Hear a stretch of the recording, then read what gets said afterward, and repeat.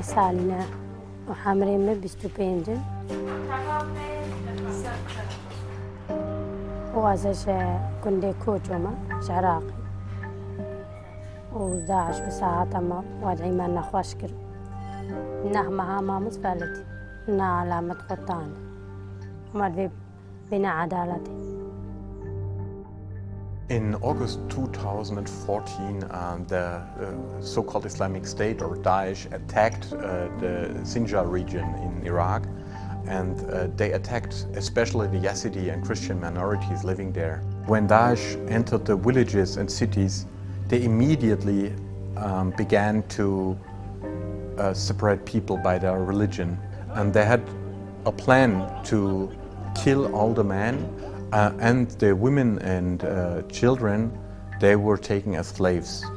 نابين خلاصة حمري مهبدا سالن عراقي دمازنبو عرب اختي داعش سيما هشتاتي مش مال دركتن متعمبين كردستان ريفا قرت همو دور كرنا سات كاتشكي تشتاكي وسا هابو بيجو كرنا بوزا دافان بوزيت مازندا ومبرنا موسل نابي ميبانا حمرنا بيسالن هم استهنجام برنا شنغالدا متداخل باشيردا السر او جيكا متيدا السردانين سوكا كاتشكا ددوا سر مكراشر از اوه كنابي دركتين از الترم بلاقي سوار كنن كومتك تختار كده تحسامني إباري إنه بيام اختصابك أو اختصاب جماعتك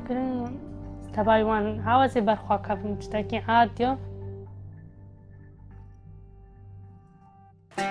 There is a possibility in the German law for a state to start a humanitarian admission program, and that's what we did.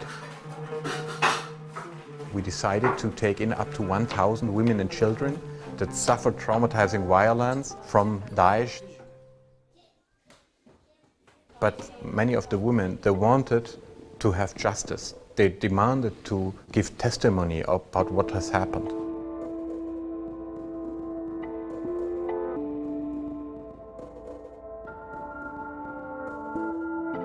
I met Rabia in 2014. I immediately recognized that it was very helpful that she was a woman, because many of the traumatized women would not be ready to talk to men about what has happened. It's important for interview survivors that they feel comfortable. Not only it's important to speak the language, but to understand the cultural aspect. How should we approach survivors? How should we respect them? What should we take into consideration? ربي عمرها بيتذكرك بمرتاحبهم جيروكا خجركو فرقينا ومرجوروكا خوش تكاسيرانا قوتوسا بس يعني أزبوي مرتاحبهم شحقي ما تقرينا نزيدات وقت ما ربيعة تيتي بس حسيام إنه هناك الدنيا دحين ما بحسين. Helps also to be a policewoman because you have the investigation experience and to know how to investigate, how to ask the right questions, which questions you should not ask, which direction you want to go when you hear the story and what you want to collect. What we received as a proof of evidence, we collect it and we keep it till one day a tribunal will be established.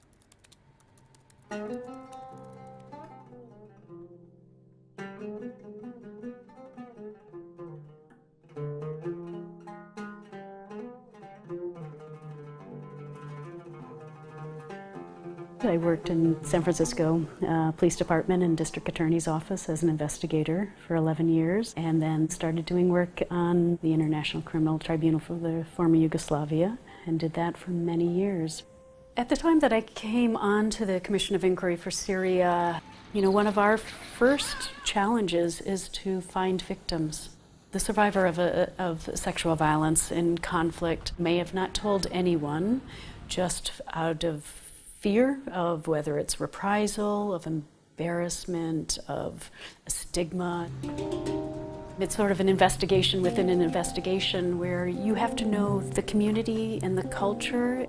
So maybe it's not being reported, but maybe you're learning that men and women have been separated in particular areas, or are a spike in miscarriages, a spike in attempted suicides.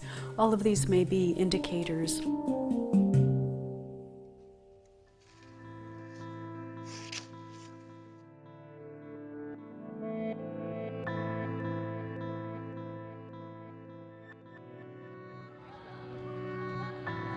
I went to Zatari camp and immediately went to speak to the different clinics and hospitals that were set up there, and I met Dr. Hala. Dr. Hala was a great resource in learning about sexual violence, what others had experienced, what she was seeing. I'm Hala, a Syrian doctor. When I started work in Zatari camp in a clinic, because I was the only female doctor at that clinic at that time, I received a lot of cases that was suffering from sexual violations. What was incredibly important about meeting Dr. Hala was the medical evidence. That's the type of evidence that I know later holds up in court. Yes, 2 marks, yeah. There's a lot of consequences for sexual violence. Physical symptoms and signs like fractures, transmitted diseases, also trauma for several parts of the body. But the most important consequences is the psychological one, because it lasted for a long time and maybe lead to suicide.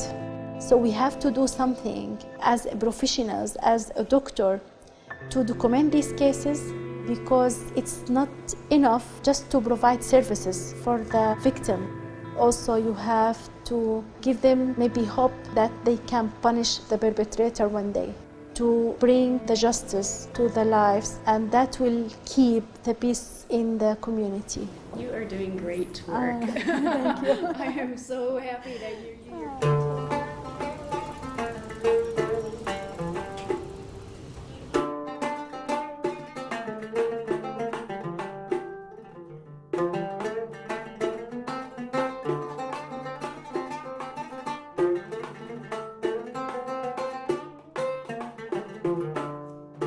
I am Berivan and I'm 27 years old. I grew up in Syria. I studied English and linguistics, also playing and studying music. In 2010, when the revolution started in Damascus, most of us were thinking that even though we know that we might not win, but at least we are trying, you know?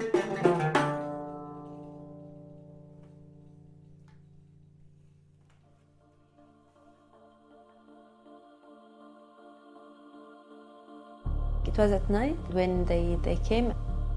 I just saw men, like really tall men with weapons, and you know, like they have masks. Then they took me. First day they were really aggressive. Why you are not virgin? You are such a whore. Like you don't marry, and you know, like for me it was really a shame. You know, really harm. Like why you are asking this? And there was like Imam who was like trying to orient me to the Islam and how to be a good woman. At that time, I was really, really scared that they will marry me to a sheikh or like to a leader, and then will be the end.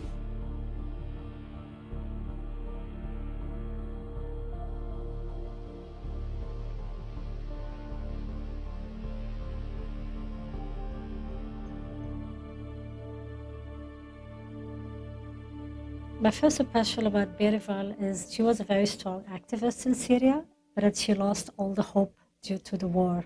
At that time, actually, I lost my belief and my trust of international organizations. When I met Rabia, I said, oh, okay, she will be the same person. They just like want to do a report and then go, you know? But no, for me, it was like a little bit different. She was really like sensitive, really respectful. And I remember her face when she was like talking with me, and she really have like this face of really she's with me, you know, like, and it's important somehow like to feel like some support, you know, to get some support. So one day in the future, I think we all hope that some sort of court will be set up. You will have all these years of the work that the Commission of Inquiry has done, all the interviews, all the information, the evidence that it has gathered to be used in such a court. It's very important that when we send experts to intervene, we are able to send people who have the expertise that will stand up to scrutiny. So we choose these experts very carefully because we have to protect the integrity of the evidence that they gather. And this is the evidence that we are able to use all the way from local to national to sometimes the international court, because, you know, justice delayed is justice denied.